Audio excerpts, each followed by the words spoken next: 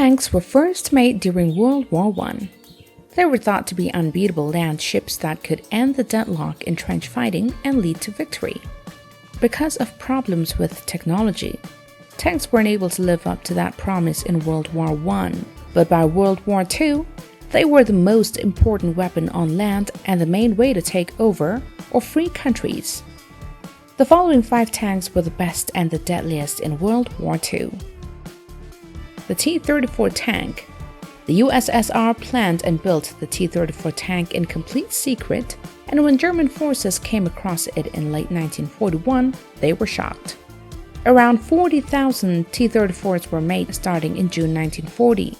The T-34 was dominant in the early stages of the Second World War and came as a nasty surprise to the Germans because it could shoot, guard, and move quickly.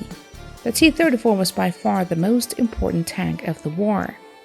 It was also very important on the Eastern Front to the war effort as a whole. The T-34 weighed over 26 tons and had a diesel engine with 500 horsepower. It also had white tracks with a waffle and a suspension system that was invented by an American named J. Walter Christie. This made the tank quick and able to go through obstacles that German tanks couldn't. The tank's armor worked better because the steel plate was thicker and because it was sloped at angles. The turret's design was changed 3 times, and the gun size was raised from 76mm to 85mm so that it could fight German tanks that were bigger. The Panzer IV. There had been many German tanks before the Panzer IV, which was also called the Panzer IV. The first part was the Panzer I, which was about the size of a Honda Accord. Germans later made bigger and heavier tanks, but the Panzer IV was the Wehrmacht's main tank from 1941 until the end of the war. It had the best balance of armor, protection, speed, and dependability, unlike Germany's more powerful and complicated Wonder Wolf tanks. The Panzer IV had good armor, which was later improved by the steel plates hung from the ceiling called Schürzen. In 1942, the 75mm low-velocity gun was swapped out for the KWK-40 75mm gun with a longer barrel and high velocity so that it could better cut through the T-34's armor plate. Larger guns and more armors put a lot of stress on tank's engine, which stayed the same. This made the tank move more slowly. Germany made 8,553 different kinds of Panzer IV tanks. Panzer IVs were used by the Syrian army after the war and fought in the Arab-Israeli wars of 1967 and 1973. The M4 Sherman. The M4 Sherman has been in use for more than 80 years, but it is still thought of as the classic American tank. The M4 wasn't very mobile, secured or well-armed, but it was simple to make, keep up, and ship from the United States to Europe and the Pacific. The United States built more than 50,000 M4 tanks in just 3 years. These tanks were sent to forces in Britain, the Soviet Union, South Africa, and India. German tanks were often stronger than the M4, but because it was so reliable, there were always more of them ready to fight.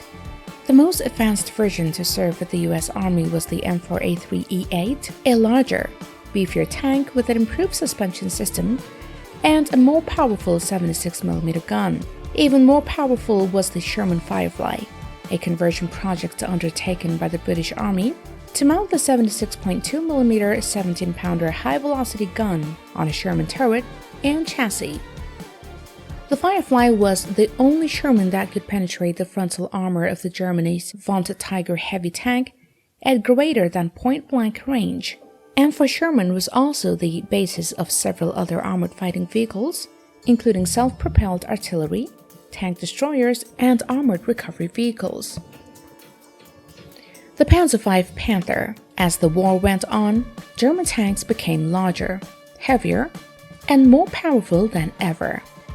Simultaneously, the availability of raw materials in Germany deteriorated, as did the availability of competent workers. Additionally, the production processes outsourced to forced labor in occupied nations often resulted in substandard quality or deliberate sabotage. These factors affected the production and reliability of larger, more complex tanks. In 1944, the best tank in the world, at least on paper, was the Panzer V, commonly known as the Panther. The Panther was direct response to the T-34 tank. The 44-ton tank was exceptionally well armored, in part due to sloped armor copied from T-34. The 75mm KWK-42 L70 main gun was superior to any Allied gun. With an engine more than twice as powerful as that on Panzer V, it was faster and more agile than the older tank. In 1944, the Panther became the first tank in the world equipped with a night vision system. The Panzer V was likely still the world's best tank in the early 1950s. The StuG III. The last tank on the list isn't a tank at all, but an assault gun. The German Army's best mobile tank killer was the StuG III, with an astonishing 40,000 tank and armored vehicle kills to its credit. It was also the most produced and the deadliest German armored vehicle of World War II. Although Germany eventually lost the war, the StuG III undoubtedly helped delay Allied victory, especially on the Eastern Front. The StuG was first thought of as an assault gun, an armored vehicle that wasn't a tank but had a 75mm gun to help the troops with their fire. The StuG was made without a turret. Instead, the gun was placed directly in the hull. This made it easier to build, faster, and cheaper. The StuG could only shoot at targets in its frontal arc because it didn't have a turret. To change the direction of the gun, it had to turn in place. In later years of the war, the StuG III was also used to destroy enemy tanks, and later versions of it had the same gun as later Panzer IV types. And that, guys, was the 5 deadliest tanks in World War II. Stay tuned for more interesting videos from the Buzz. We'll see you next time. Bye-bye.